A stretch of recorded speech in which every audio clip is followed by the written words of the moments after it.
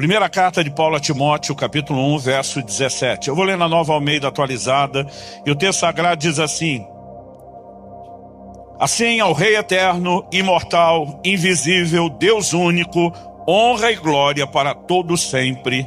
Amém. Eu vou pedir uma gentileza para você, né? Se a gente puder repetir esse versículo junto. Algo que tem me ajudado muito ao longo dos anos, no que diz respeito a memorizar a Escritura, é a repetição, é a declaração dos textos. Então, se puder, diga comigo: ao Rei eterno, imortal, invisível, Deus único, honra e glória para todos sempre. Amém. Bom, eu quero tomar essa declaração, um desses vários adjetivos que aqui é atribuído a Deus. Ele é chamado de Rei eterno, de imortal, de Deus único, mas uma das classificações nessa declaração de louvor e exaltação a Deus é que ele é chamado de invisível. A palavra aqui traduzida invisível no original grego é aoratos. Ela significa despercebido, o que não pode ser visto, né? E traduzido na maior parte das versões como invisível. Mais do que um adjetivo, eu costumo enfatizar que é uma característica apresentada pelo próprio Deus na revelação de si mesmo nas Escrituras. E concordam com isso várias outras afirmações bíblicas. Por exemplo, no Evangelho de João, no capítulo 1, no verso 18, nós lemos que ninguém jamais viu a Deus. Em João, no capítulo 5, no verso 37, o próprio Jesus diz: o Pai que me enviou, esse mesmo é quem tem dado o testemunho de mim. Vocês nunca ouviram a voz dele, nem viram a sua forma. Colossenses capítulo 1, verso 15. Paulo, falando de Jesus, diz: ele é a imagem do Deus invisível.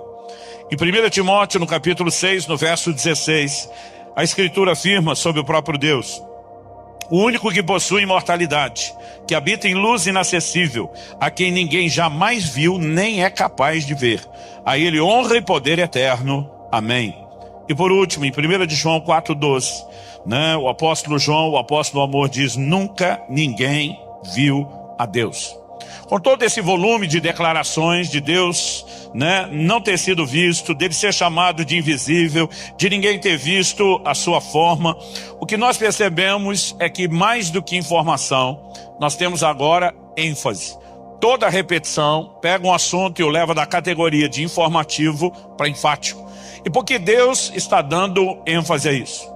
Porque Deus decidiu ser, aos nossos olhos, né, no nosso relacionamento, o Deus invisível. Na própria Escritura, ao longo dos anos, e esse é um assunto que me chama a atenção faz tempo, Deus me fez considerar algumas coisas. E por muito tempo, por vários anos, eu sempre reconhecia pelo menos 3 elementos que me ajudam a entender por que é que Deus nunca quis ser visto, né, por cada um de nós. A primeira delas diz respeito ao que eu quero chamar de a questão da fé. Abacuque 2,4 diz que o justo viverá da sua fé. Essa afirmação, ela é uma coluna da doutrina no Novo Testamento, onde diz que nós somos salvos por fé. Essa frase de que o justo viverá pela fé é repetida em Romanos, Gálatas e Hebreus. E o que é fé? Hebreus capítulo 11, verso 1, diz que a fé é a certeza de coisas que se esperam e a convicção das coisas que não se veem. Se a fé é a convicção daquilo que não se vê, e o justo vive por fé, relaciona com Deus com fé. Aliás, a Bíblia diz: sem fé é impossível agradar a Deus. E a fé é justamente a convicção do invisível. Faz todo sentido que Deus não seja visto.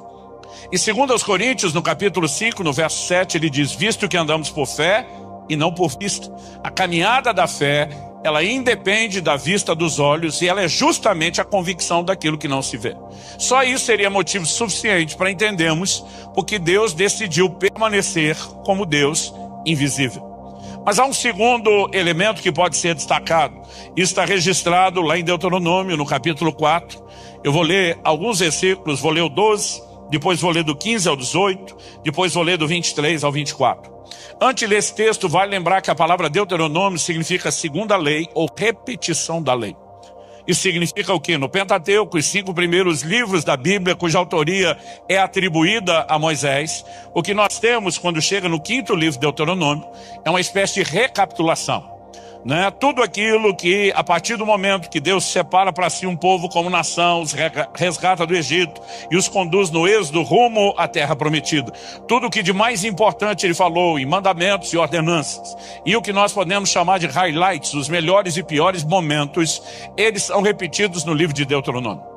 Há algo registrado em Êxodo 19, que quando eles saem do Egito e chegam no Monte Sinai, a glória de Deus se manifestou no cume do Sinai.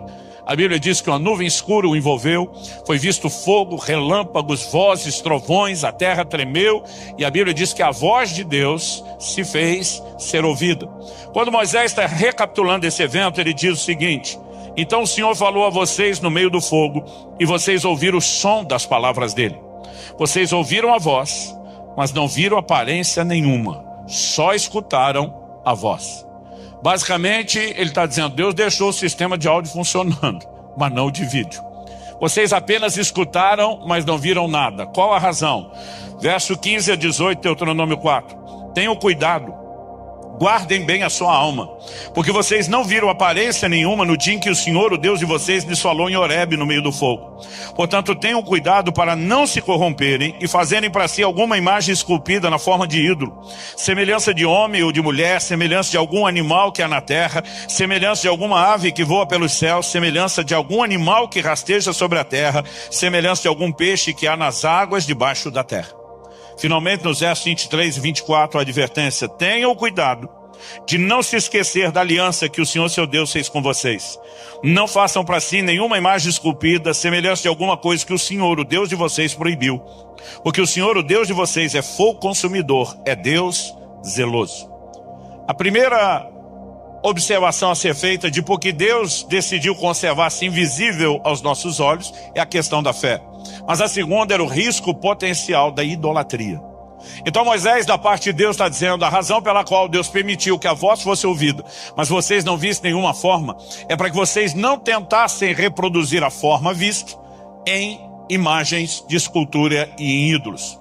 O verso 23 e 24 vai falar sobre não fazer nenhuma forma de imagem, nenhum tipo de ídolo. Isso, na verdade, era um dos 10 mandamentos, mas Deus relaciona o não mostrar nenhuma imagem com esse risco potencial, que é o que eu chamo da questão da idolatria ou inclinação do homem a fazer para si imagens. A terceira observação, que pode entrar aqui como motivo de Deus se conservar invisível, ela pode ser entendida a partir de um diálogo entre Deus e Moisés. Moisés já tinha experiências extraordinárias com Deus, mas nós percebemos que em Êxodo 33 ele faz um pedido ousado, abusado para Deus. Ele diz ao Senhor: mostra-me a sua glória. Qual foi a resposta de Deus? Em Êxodo 33, de 20 a 23, nós vemos Deus respondendo: você não poderá ver a minha face, porque ninguém verá a minha face e viverá. Disse mais o Senhor: eis aqui um lugar perto de mim, onde você ficará sobre a rocha. Quando a minha glória passar, eu porei você numa fenda da rocha e o cobrirei com a mão até que eu tenha passado. Depois, quando eu tirar a mão, você me verá pelas costas, mas a minha face ninguém verá.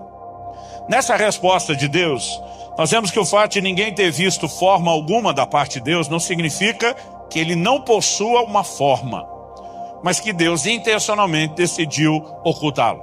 E o que ele está dizendo para Moisés é: homem nenhum pode ver minha face e suportar.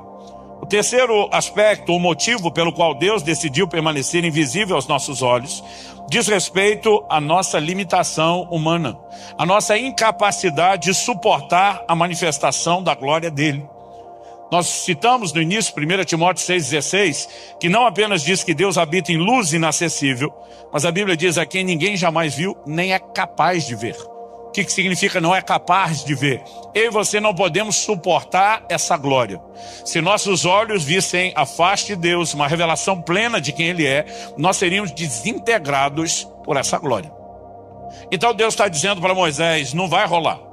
Mas o que Deus vai dizer para Moisés é o seguinte: o que eu posso é dar a você uma experiência onde você vislumbre algo menor, onde você não enxergue uma manifestação plena. Então Deus diz: vou te colocar na fenda da rocha, eu cubro com a mão, quando eu passar, eu te deixo me ver pelas costas. Nós chamamos isso na teologia de teofania. toda aparição de Deus na Bíblia, né, nós normalmente chamamos de teofania. Mas, pastor, isso não é uma contradição? Porque o Senhor começou citando vários textos. Ninguém jamais viu a Deus, não viram a sua forma. Ele é o Deus invisível, a quem ninguém jamais viu nem é capaz de ver. Nunca ninguém viu Deus. E agora, de repente, Deus está dizendo para Moisés que Moisés o veria. Não só Moisés, vários outros tiveram essa experiência que nós chamamos de teofania. Teofania não só fala de uma aparição de Deus, mas ela nos explica por que é que Deus nunca pôde se revelar de forma plena e completa. Algo que eu sempre digo a todo mundo que está estudando a Bíblia, é que a palavra de Deus é perfeitamente harmônica na sua revelação, ela não se contradiz, jamais. Então, diante de qualquer aparente contradição, eu sempre gosto de destacar que o que a gente tem é um desafio de interpretação. Então alguém outro dia perguntou, mas pastor, a mesma Bíblia que diz que ninguém viu a Deus, vai falar de gente que viu a Deus. E aí, viu ou não viu? Viram ou não viram? E a gente pode dizer, tanto viram quanto não viram. Por quê? Os poucos que viram, nunca viram nenhuma expressão plena de quem Deus é. Então, para quem se registra que viu, Deus diz, eu deixei você ver alguma coisa. Mas quando a Bíblia está dizendo que ninguém viu, Deus está dizendo, ninguém viu o que realmente tem para ser visto. Dá para entender a diferença? Toda manifestação de Deus sempre será limitada. O próprio Moisés, antes de pedir a Deus, eu quero ver a sua glória, ele teve uma experiência. A experiência, né, de Êxodo 3 e 4, da sarça. O próprio anjo do Senhor se manifesta na sarça, né? Deus se identifica, aliás, quando você encontra na Bíblia a expressão o anjo do Senhor, artigo definido, não um indefinido, um qualquer, mas o anjo. Sempre o que você tem ali é uma aparição do próprio Deus, né? É atribuído ao anjo do Senhor nomenclaturas, ações que cabem só a Deus e a nenhum tipo de anjo. Culto e adoração é rendida, o que anjo nenhum ao longo da Bíblia aceita. E nós percebemos sempre que as pessoas tiveram uma experiência com isso, podem, né, dizer de alguma forma que viram a Deus, mas sempre são aparições limitadas. Então o próprio Moisés, que já teve essa experiência na sarça, em Êxodo 24, 9 e 10, agora ele não está sozinho. A Bíblia diz assim, Moisés, Arão, que era seu irmão, sumo sacerdote, Nadab e Abiú, 2 dos filhos de Arão que morreram, a Bíblia diz, e 70 dos anciãos de Israel. Ou seja, era um grupo, tinha uma galera. Subiram ao monte e viram o Deus de Israel, sob cujos pés havia como que uma pavimentação de pedra de safira, que se parecia com o céu na sua claridade. Deus não estendeu a mão contra os escolhidos dos filhos de Israel. Eles viram Deus, comeram e beberam, ou seja, não morreram. Mas se viram Deus, por que é que Moisés está dizendo, mostra-me sua glória? Porque ele está dizendo, tudo que o Senhor mostrou até agora não chega perto de quem o Senhor realmente é. Aliás, essa declaração de Êxodo 24 diz que viram sob os seus pés como que uma pavimentação de pedra de safira. Parece que eles viram mais a base do trono do que a pessoa que estava sentada no trono. Sempre são manifestações limitadas. Foi isso que aconteceu com Gideão. Quando o anjo do Senhor aparece e ele percebe que ela, ele diz, vou morrer. Mas depois ele levanta o altar e dá um nome ali, Jeová Shalom, o Senhor é paz. Tipo, Deus não queria me matar, ele não apareceu para me matar, porque havia esse senso comum, quem verá Deus vai morrer. Manoá, o pai de Sansão, depois de um anjo do Senhor aparecer para ele, quando ele percebe o que realmente está acontecendo, ele diz para sua esposa, nós vamos morrer, está lá em Juízes 13, de 20 a 23. A mulher disse, se o Senhor quisesse nos matar, ele não teria aceito das nossas mãos o sacrifício e ambos viveram. Isaías capítulo 6, a partir do verso 1. No ano em que morreu o rei Uzias, eu vi o Senhor assentado num alto e sublime trono. As orlas do seu manto enchiam todo o tempo. Então, pastor, viram a Deus ou não viram? Tanto viram quanto não viram. Porque o que eles viram nunca foi uma manifestação plena ou completa de Deus. Sempre foi uma manifestação limitada, essas teofanias. Por quê? Porque o homem não tem estrutura ou condição de suportar